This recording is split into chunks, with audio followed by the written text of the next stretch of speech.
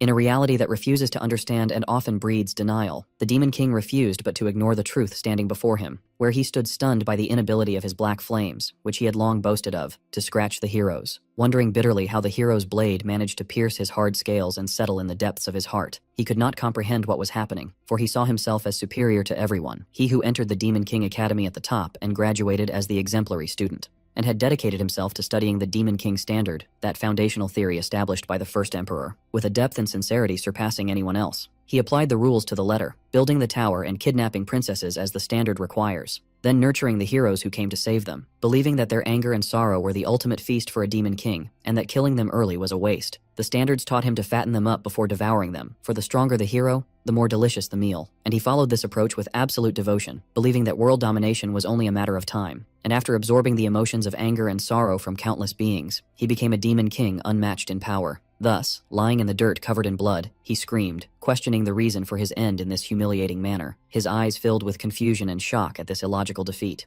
The hero looked at him with disgust, describing him and the rest of the demons as identical trash, explaining sarcastically that demons set up this situation for themselves yet always seem shocked by the result, a matter for which he finds no explanation. And when the Demon King denounced his speech, the hero revealed to him that their kidnapping of the famous princess was merely a recognized signal to start the Demon King's activity and an invitation to stop him. The hero mocked the stupidity of the idea of killing the human king, explaining that doing so would plunge the kingdom into chaos. For if the king were kidnapped, those greedy for the throne would start a civil war, and thus human wrath would not be directed towards the Demon King, meaning he would not evolve or increase in strength, which contradicts the teachings of the standard he sanctifies. The hero added, mocking and grateful at the same time, that if the heroes do not go to the demons in the tower, the demons send monsters to the villages, which helps the heroes train seriously. But it becomes much better upon reaching the tower, for the first floor is always stacked with the weak, making it an ideal place for leveling up and refining current skills. The Demon King remembered with regret how he was careful not to kill the heroes halfway to harvest more energy, believing this was what the standard dictated to him. The hero pulled his sword from the Demon King's body, and the Demon King screamed from the intensity of the pain. And here the hero confronted him with the harsh truth. When the tower becomes old and boring, they simply kill the Demon King. So a new king appears with a new tower, for the entire place is nothing but a hunting ground designed specifically for heroes. The laughter of the other heroes rose as they mocked him, thanking him for helping them raise their levels, describing him sarcastically not just as a Demon King, but as the Godfather who nurtured them.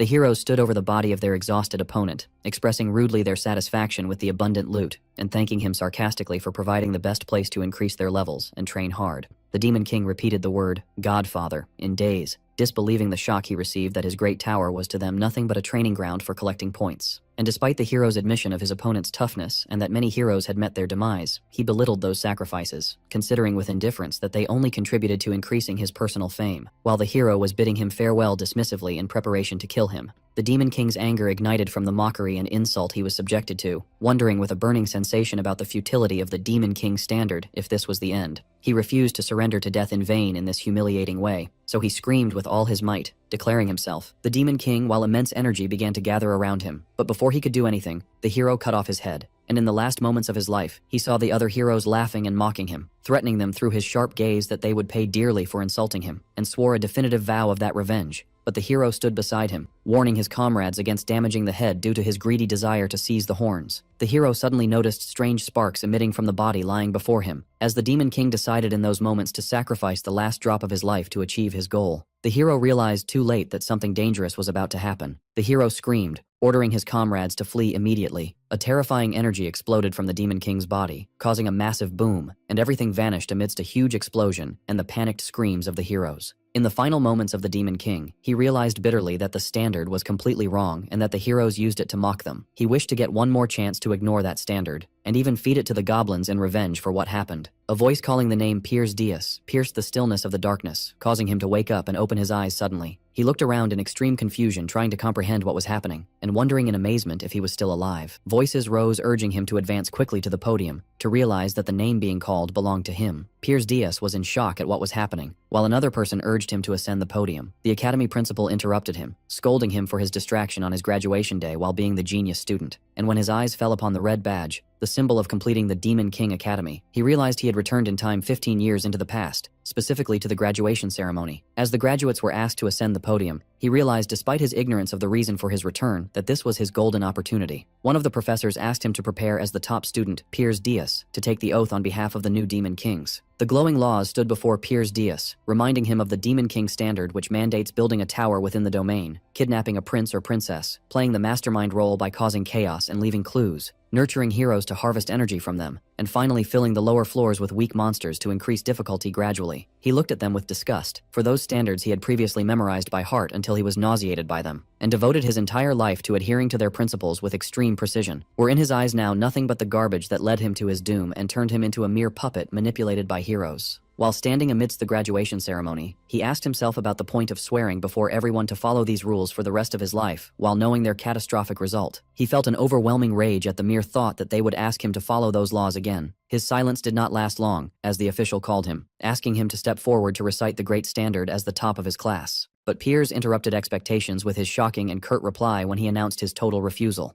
A state of confusion and amazement prevailed among his fellow graduates who did not comprehend what was happening. He did not stop at refusing, but screamed, declaring that he could not swear to such a ridiculous oath, describing following the standard as the most stupid and degenerate act one could do. And he confirmed loudly before everyone that those laws are nothing but trash, which increased the intensity of the situation. Shock and horror dominated the faces of the demons and students present at this unprecedented audacity. That was the defining moment when the greatest academic achiever turned into what they described as the madman of the century. Archduke Arcane Blairymph slammed his hand down in anger, threatening him with immediate execution on the spot for his audacity to insult the sacred Demon King standards. But he reconsidered, trying to contain the situation, so he decided to grant him a last chance given his past exemplary behavior and undeniable immense talent. He gave him the choice between withdrawing his reckless words and apologizing to the general demon world, or facing the punishment of assignment to the Auran region. The hall buzzed with anxious whispers about Auran, that dimension which is considered a graveyard for demon kings, and a sentence of certain death where they die there by the dozens. Some wondered angrily why a criminal like him was granted another chance instead of killing him, considering that an apology was not sufficient.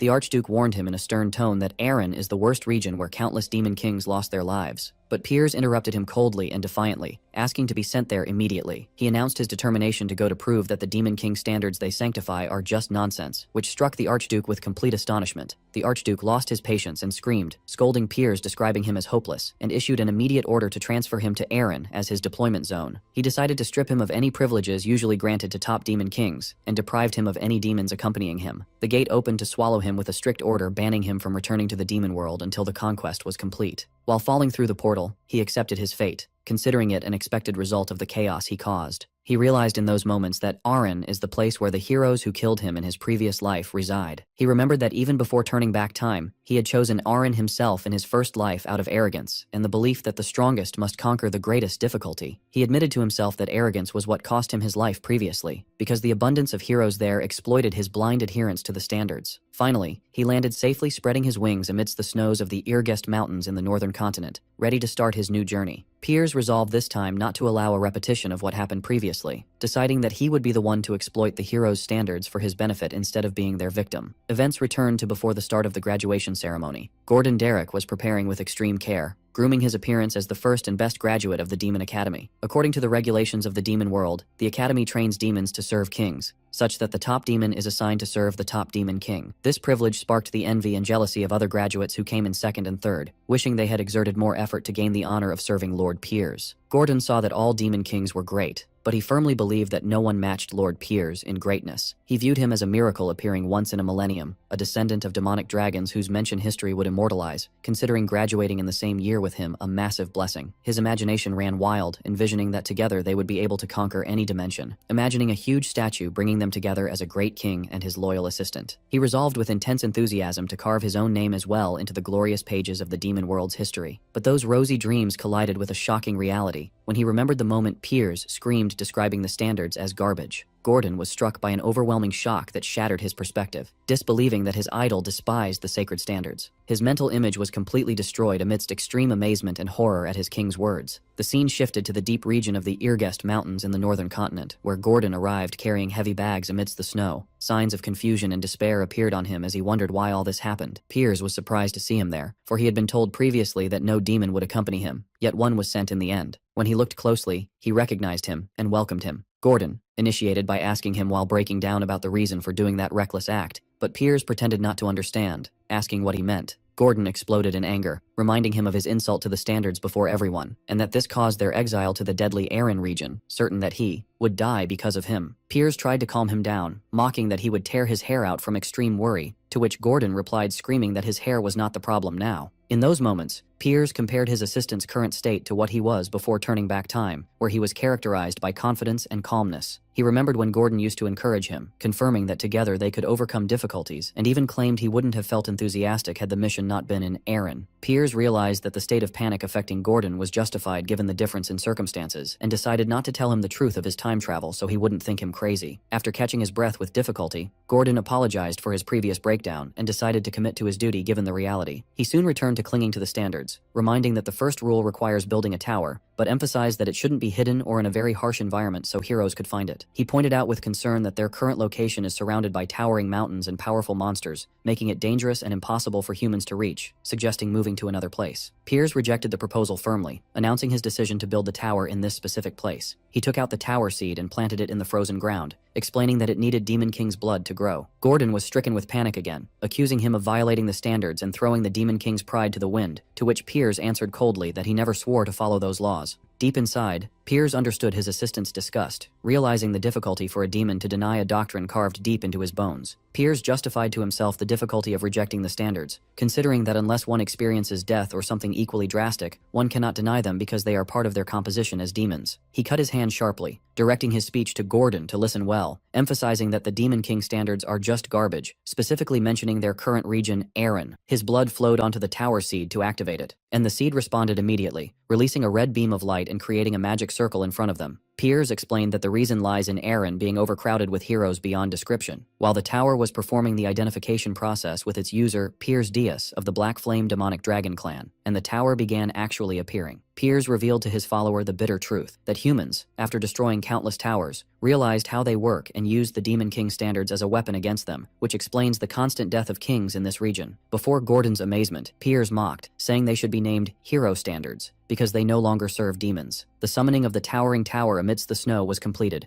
and the two stood before it contemplating its hugeness. Piers invited his assistant to enter, only to find the first floor completely empty. Gordon noticed with regret that a normal tower should contain complex structures and monsters, but this tower is empty and without any features, as if designed for a demon king stripped of privileges. The situation continued up to the 5th floor where the king's room was, which was also empty. Gordon accepted the reality regarding the tower that was already built, but insisted on the necessity of following at least the second rule of the standards. He reminded Piers of that rule which mandates kidnapping a prince or princess, preferring to be close to the throne to ensure obtaining greater demonic energy. He asked permission to offer advice, so the king agreed. Then he displayed a map pointing out that the kingdom of Corzin is closest to the Irgest Mountains. He suggested with enthusiasm kidnapping the princess with the highest rank in succession to absorb the kingdom's anger and sorrow and grow quickly. Piers interrupted him, agreeing to the kidnapping idea despite anticipating Gordon's doubts, but he indicated the presence of a specific princess he had his eyes on. Gordon got excited and offered help in the mission, but Piers ordered him to stay to guard the tower under the pretext that the king's residence shouldn't remain empty. Gordon breathed a sigh of relief, believing his master had returned to his senses, and that his previous actions were just stress resulting from graduation, giving hope to fix the situation. And when the assistant asked about the target's identity, Piers shocked him by choosing the kingdom of Hilderin, the nation located in the far south and the farthest possible point from the tower. Piers flew towards a distant castle window, identifying his target as the 13th princess, the one with the least presence and weakest influence among all. He stormed her room announcing his arrival to take her, which made Gordon scream on the other end that this choice is the exact opposite of the standards. Meanwhile, the princess looked at him in amazement, wondering about his identity. Piers stormed the princess's room, announcing coldly that he is the Demon King and came to kidnap her, but she received him with a faint laugh that seemed strange in such a situation. Instead of fear, she asked him boldly and defiantly if he was confident in his ability to handle her, which aroused his astonishment. Piers considered her question strange, wondering to himself if she thought demon kings were a joke, and answered her with absolute confidence that he could, of course, as a demon king. Here the princess surprised him with her immediate surrender, saying she would allow him to take her, which struck him with shock and amazement. Piers doubted her suspicious calmness and asked her about the scheme she was plotting, to which she replied that she had always expected this to happen someday being a princess. He warned her against trying to deceive him, confirming he would not be lenient and would not allow her to trap him because he is in a desperate situation as well. The princess denied the existence of any conspiracy, asking logically how she could set a trap when she didn't know of his coming today. Piers acknowledged to himself the validity of her logic, but could not shake off a strange feeling of unease. The princess cut his train of thought by inviting him to leave, extending her hand towards him. He carried her and flew back to his tower in the Irgust Mountains. Upon his arrival, Gordon received him with eagerness and tension. Piers ordered the princess to be put in a corner on the 4th floor instead of the prison, justifying that by her lack of resistance and his willingness to grant her some leniency. Gordon agreed, then asked to speak about an important matter. The scene shifted to the 4th floor where the princess was left alone. She sat on the cold, hard floor, whispering to herself that she was truly kidnapped. She began contemplating the empty room, noting the absence of pillows, blankets, and servants, and the place's lack of beautiful gardens and all the aspects of luxury she was used to in the kingdom. Despite all this deprivation, she mumbled with a mysterious smile that the situation wasn't too bad. In the meantime, Gordon showed his master an invitation that arrived from the Tower of Monsters. He explained it was a welcoming party for the new Demon King, but Piers mocked the idea, considering it a pathetic attempt to harass him and flex power over him. He added that the pride of Demon Kings usually prevents them from cooperating, but the harsh and unprecedented conditions of Aaron forced them to abandon that pride and work together. Piers decided to accept the invitation, admitting that he ignored them previously thinking they were weak, but he sees now the necessity of communicating with them. Piers arrived at the towering Tower of Monsters amidst the forest. There, he was received by Draxon, the Demon King of Monsters who has ruled the place for 70 years, sitting on his throne devouring meat fiercely. Draxon asked him dismissively if he was the new king who mocked traditions, describing him as unimpressive. Piers replied coldly, asking if he wanted a fight, asking him to state the reason for the invitation. Draxon laughed sarcastically and revealed that Archduke Arcane was the one who tasked him with watching him. Piers replied with a direct insult to the Archduke, describing him as an annoying old vampire, and mocking that his exile to Aaron wasn't enough to make him happy. Draxon flew into a rage at this audacity in addressing the Archduke, and in a sudden provocative move, he threw a piece of meat towards Piers, ordering him to lick it. Draxon threatened to pardon his rudeness if he licked the piece of meat,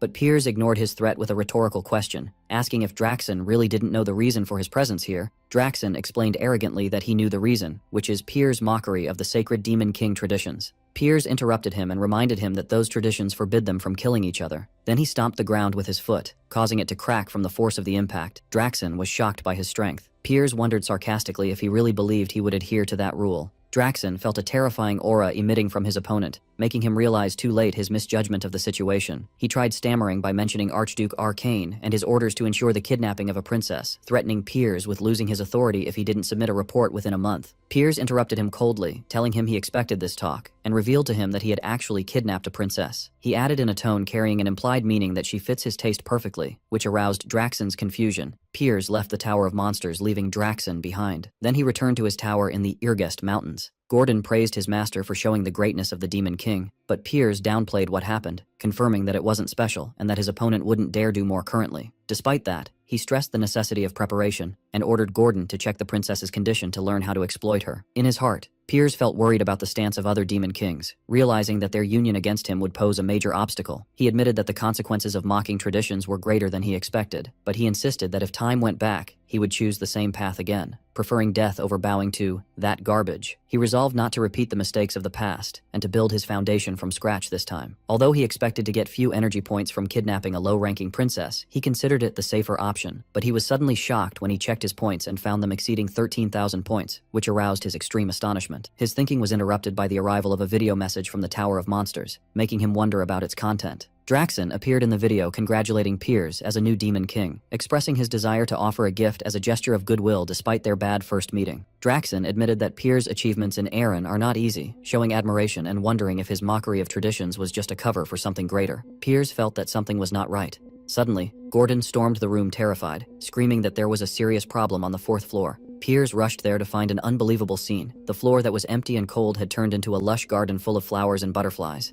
The state of the tower showed that the process of naturalization was underway on the 4th floor. Amidst this magical garden, the princess stood surrounded by elemental spirits, making Piers realize that she created a complete ecosystem inside a magical tower. He realized that this achievement could only be done by someone who mastered the 4 elements, and remembered that there is only one spirit elementalist in the continent capable of that. He confronted her with the fact that she is not the 13th princess, as he thought, to which she answered with a smile that she expected he mistook her for Elena. Piers asked her in amazement about her true identity. She revealed her name Ernan Hildurin, declaring proudly that she is the first princess of the kingdom of Hildurin. And in the kingdom, the shocking news spread that the first princess had been kidnapped by the Demon King. In the kingdom of Hildurin, The king flew into a rage, screaming, threatening whoever dared to kidnap his dear princess Ernan, and ordered immediately gathering the strongest heroes and the entire army to retrieve her and cut off the head of the foolish demon king. Amidst this chaos, the princess returned to remind Piers of her previous question about whether he could handle her, confirming that this was the reason behind that question of hers. Piers explained that he was not deceived by her appearance, for he had heard of the existence of a genius elemental witch full of mana, and it was impossible not to detect her, wondering curiously how she hid that immense energy from him. The princess revealed a ring on her hand, explaining that it is a royal heirloom that can conceal mana. The princess asked Piers if he intended to return her after discovering her true identity, but he rejected the idea completely, considering that returning the princess would make him a laughingstock and no kingdom would fear him, which would make it difficult for him to collect demonic energy. He decided to hold on to her whatever the cost. Suddenly, the system detected immense anger directed towards him, leading to a crazy rise in his demonic energy points to exceed 19,000 points. Piers realized that the kingdom had identified him as the kidnapper, and that the situation wouldn't change whether she was the 1st or 13th princess. Piers confirmed to the princess that she was still a hostage of his. In the kingdom, the king issued decisive orders to kill the demon king and retrieve the princess. But the advisors faced a dilemma as they did not yet know the identity of the responsible demon king, so they sent reconnaissance patrols and asked the king to wait. The king exploded in anger in their faces, scolding them for doing nothing while his daughter was kidnapped, and ordered them to hurry in finding out the perpetrator. One of the advisors reminded the king of the recent kidnapping incident of a neighboring country's prince by the demon king of lust, and how that brought everyone's wrath upon him and led to his killing by the heroes. He wondered in confusion about the reason for the appearance of another demon king daring to kidnap his princess, despite that living example, considering the matter extremely strange.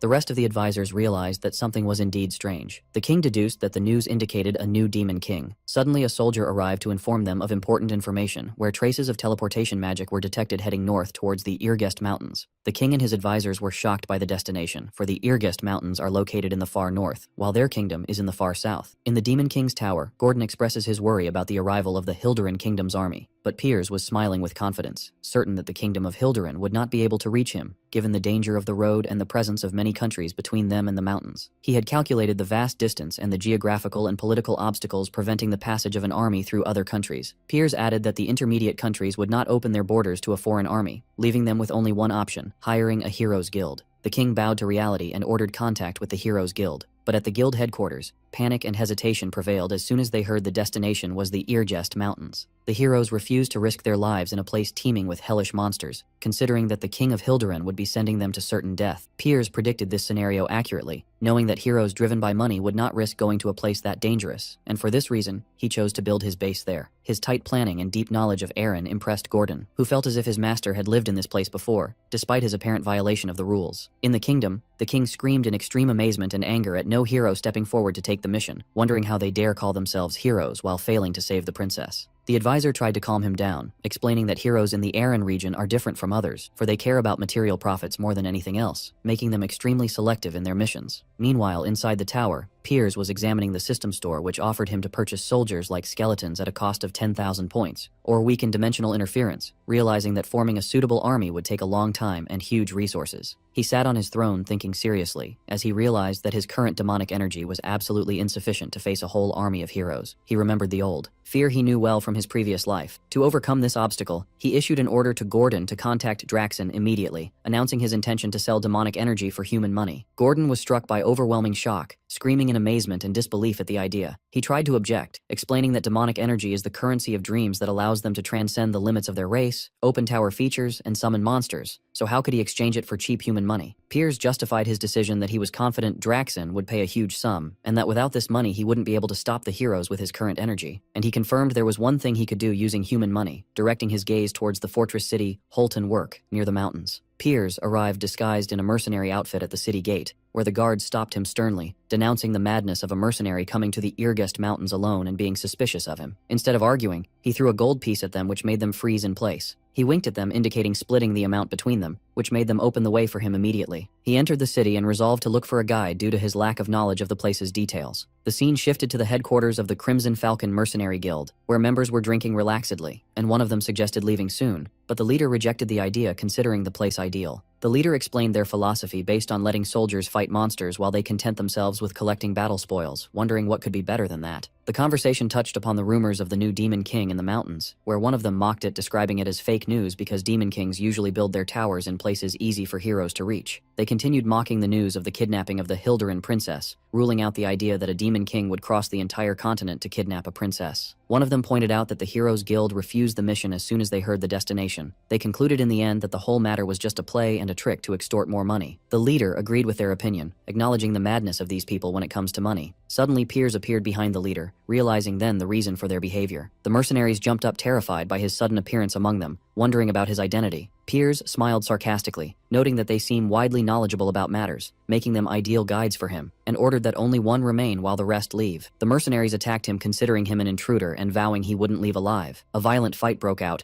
but Piers countered them with extreme skill, dealing crushing blows. One of them tried to ambush him from behind, but Piers blocked the attack with amazing speed. The enemy was shocked when Piers caught his hammer with that ease. In the end, he found himself surrounded by mercenaries aiming their crossbows at him. Piers continues fighting and throws the huge enemy towards the other mercenaries. The mercenary leader becomes frightened and describes Piers as a monster after he finished off his colleagues with complete ease. Outside the mercenary building, one of them asked in despair why they continue fighting, and another wondered why they didn't feel tired from so much fighting. After Piers finished off the rest of the mercenaries, he approached their leader. He approached him slowly, and with eyes shining in the dark, assured him he would keep him alive if he answered his questions. The mercenary leader lying beneath him trembled with fear and hastened to agree, begging for mercy. Piers asked them about the location of the slave market. The leader led him to a luxurious palace with a huge iron gate. Piers saw that the market sells only human slaves. The leader asked him hesitantly if that didn't please him, for Piers to ask him if there was something rarer, and throws a bag of gold coins towards him. The leader's attitude changes immediately, and he leads him to another section of the market. On the way, Piers wondered to himself how the leader could remain calm after seeing what happened to his mercenary followers, concluding bitterly that humans and demons are no different. The former craves money, and the latter craves energy. They arrived at underground dungeons, where the leader pointed to the way. Piers remembered when Gordon asked him what he intended to do with human money, so Piers answered him that he would buy slaves. He defined his goal precisely, that other races captured by humans. He explained he was looking specifically for an elf known for his integrity, to use him as a spy planting chaos among the ranks of heroes. Meanwhile, the hero Helan Cargill arrived to the kingdom, where the king received him warmly, expressing his confidence in the hero accepting the mission. Hylan confirmed his acceptance, pledging to save the princess, and bring the Demon King's head in the name of justice. Back at the slave market, the merchant asked Piers what kind of slaves he wanted, so Piers pointed to a detained elf and said he would buy him, indicating that the mercenary would pay the price. The mercenary was shocked and objected, but Piers shot him a terrifying look that made him retreat immediately and agree, stammering. Piers asked his companions to leave the room because he wanted to check something, but the merchant warned him that the elf might go wild. But Piers assured him he would pay the price if any harm occurred. Piers looked at the chained elf, noticing how humans turned this noble creature into a miserable slave. The elf felt Piers' demonic energy and asked him in astonishment why a demon was interested in an elf. Piers offered him a chance for revenge against humans. The elf admitted the offer was tempting, but he couldn't trust demons just as he doesn't trust humans. Piers assured him he was different and offered him a deal, loyalty for 50 years in exchange for safety and freedom, and reminded him that 50 years is not a long time for his race, and that this offer is much better than the humiliation he lives in. But the elf refused the offer, reminding Piers that demons seek to destroy the world tree served by elves, and consequently destroy the world it maintains. He asked sharply how he could trust him. Piers realized deep down that the elf had hit the nail on the head, and that asking for help from an elf is strange in the first place. Piers sworn on the Demon King standards that he would keep his promise and would not harm the world tree, an oath that equals in sanctity for demons the sanctity of the tree for elves. In return, he asked the elf Granada of the Maple Tribe to swear on the world tree loyalty to him for 50 years. Granada was surprised by this strange demon's behavior, but agreed on the condition that he sees the Demon King who sent Piers. Here, Piers surprised him by revealing his true identity as the Demon King. Granada was shocked by what he said. Granada mocked this claim, denouncing the idea that a Demon King would come himself to buy a slave, especially since their power weakens the further they get from their tower. He challenged Piers sarcastically that he would pledge allegiance for 100 years instead of 50 if he proved his words true. The scene shifted immediately to the 5th floor of Piers' tower, where Granada found himself suddenly there. Piers reminded him of the 100-year promise, making Granada realize he was before a real Demon King. Granada started complaining about the tower's emptiness, pointing out the lack of anything up to the 3rd floor. His disapproval increased when he saw the 4th floor contained only nature without any monsters, wondering sarcastically how Piers plans to stop heroes with such a dilapidated tower. He assured him that at this rate he wouldn't last a single year before heroes tore him apart, refusing to work in a place like this. Piers responded with immense pressure from his raw demonic energy, reminding the elf of the contract concluded between them. Granada felt extreme terror from that overwhelming power, certain he was in the presence of a real Demon King. Gradually, he realized a terrifying truth. The tower, despite its emptiness, is located in the Irgest Mountains full of disaster-level monsters, yet no monster attacked them while coming, meaning those monsters fear this Demon King. Granada bowed to reality, and swore the oath of loyalty on the name of the Great World Tree, pledging service for 100 years. Deep down, he hoped to get his revenge through an evil plan the king would assign him, but Piers shocked him with his first request and asked him to prepare a meal for him. The elf stood stunned and not comprehending the matter. While cutting vegetables in the kitchen, he wondered in confusion why he was doing this housework instead of participating in an evil scheme. Princess Ernan joined him and offered help enthusiastically, increasing the elf's confusion about what was happening in this place. Everyone moved to the dining room on the 5th floor, where they sat around a bountiful table. Granada asked his master hesitantly about the girl's identity, for Piers to reveal to him that she is the first Princess Ernan Hilderin. Granada was struck by another shock, screaming madly in his master's face for kidnapping the crown princess. He returned to questioning the utility of the empty tower against the upcoming hero attack, but Piers didn't care and ordered him to sit and eat,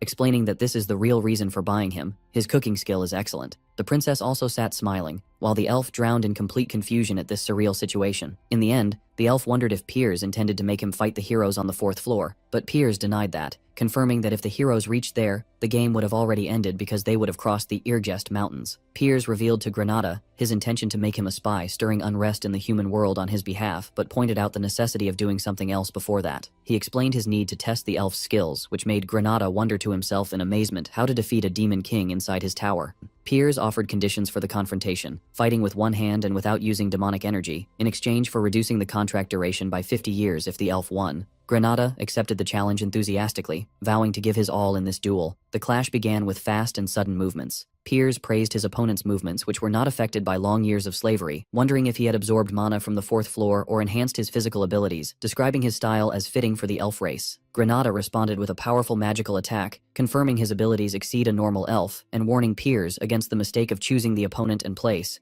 The elf managed to bind Piers' foot with magical plant roots. He saw in that a golden opportunity to reclaim his 50 years, considering his opponent's defenses completely exposed. He directed a direct, confident strike towards Piers, but he was suddenly shocked by the aura of terrifying power and remembered with horror who he was facing. Piers assured him he would keep his promise not to use demonic energy, and that he would control his power to avoid killing him. Granada tried to stop him in panic, but Piers delivered a powerful punch that ended the confrontation. The scene shifted to the city of Horton Walk, where the Crimson Falcon mercenary headquarters is. The mercenaries welcomed Piers very warmly this time, expressing their honor to meet him again. He offered to hire their services for a year, so the leader agreed, immediately asking about the budget, while one member was mumbling indignantly about their leader fawning over the person who beat them up. Piers threw a heavy bag full of gold as a down payment. The mercenaries declared their eternal loyalty to him, claiming loyalty as their trait, while their leader thought seriously about replacing them with another squad in the future. He ordered them to include the man accompanying him in their team, explaining he would convey his orders from now on, which caused hesitation among mercenaries at first.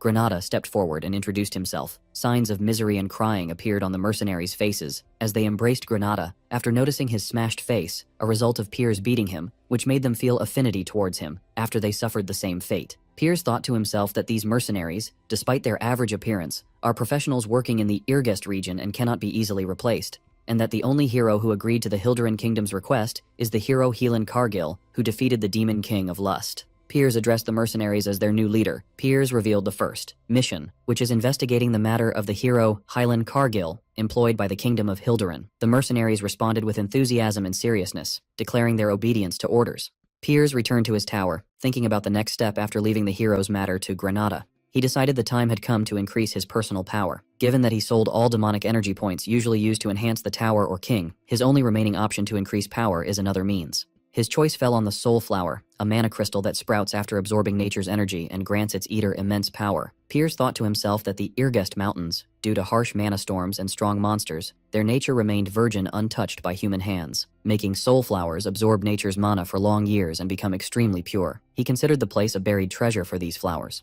and although less effective than demonic energy, it is better than nothing, deciding to go look for them. Gordon warned him of the danger of going without preparation, likening it to searching for a needle in a haystack, and reminding him that monsters would attack him as soon as they saw a chance. Piers replied confidently that he could handle monsters easily, but acknowledged the difficulty of finding the flowers, as Gordon mentioned, unless he possessed an excellent mana detector. Their conversation was interrupted by a light knock on the door. Princess Ernan poked her head in, with a cute blue slime creature on her head, asking if they were busy. Piers and Gordon were surprised to see her. The princess went out happily, running and playing with the elemental spirits filling the place, and seemed very enjoying. The princess expressed her extreme enthusiasm, admitting she had been bored recently, and reminded Piers of his promise to allow her to decorate the 4th floor as she pleased. Piers stood amazed watching her, that she had already decorated the place to her taste, wondering how far she would go with that, and that her mere thought of decorating a Demon King's tower is a crazy matter in itself. The princess turned to him with a shy smile, admitting she didn't expect to be allowed to leave the tower, but she was happy she came to check. Piers suddenly carried her in his arms, asking her to hold on tight, and flew her out of the tower before she comprehended what was happening. He took off with her flying in the sky at great speed. The princess looked at the world from above with wide, amazed eyes, admitting she didn't notice the beauty of the scenery because she was kidnapped in the dark.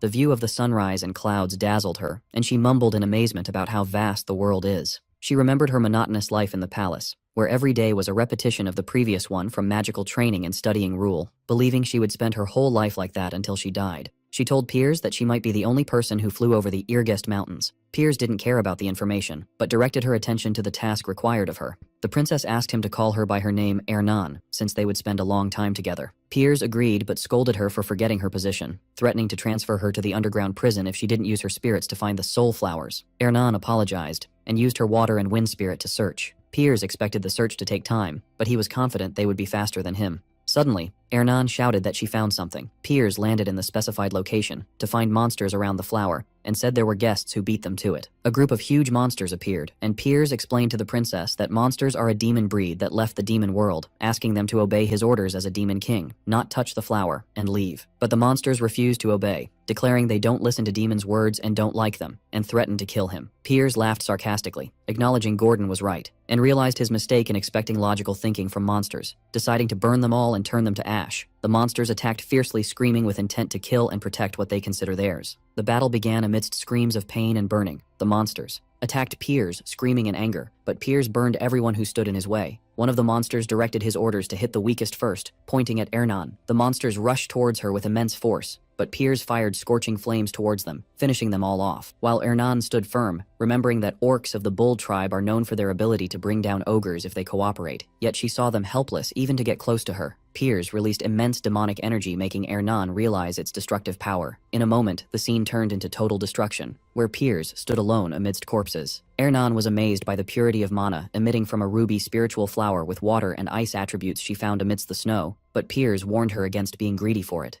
Piers promised he would give her one if she found more, which made her eyes shine with joy and enthusiasm, and he commented sarcastically that humans only get excited by rewards. But unfortunately, Ernan didn't find any other flower despite her strenuous search until exhaustion. They returned to Piers' tower, where Piers thought about Ernan, and that she is the first princess of Hildurin, and Piers mumbled that he thought it was a mistake at first. Piers realized she might be more useful than he expected. Gordon told Piers that he received a sudden and quick call from Granada, where Granada told him that the hero Hyland Cargill and 32 other heroes had left the capital, but they are not heading towards the Irgest Mountains. He explained they would follow the classic hero path, forming a team, then growing through villager quests, and increasing their strength during the journey. Gordon offered alternative plans for the hero's journey, asking Piers to read them carefully, but Piers surprised Gordon by throwing those plans aside, which aroused his astonishment. Piers announced his shocking decision not to send any monsters or obstacles to hinder the hero's journey this time. He justified that incomplete obstacles do nothing but make heroes stronger, and ordered Gordon to convey this message to Granada and accompany the heroes with the mercenaries to gain their trust. Gordon commented that his master, as usual, doesn't follow traditional standards and wondered anxiously how to stop heroes with their current tower.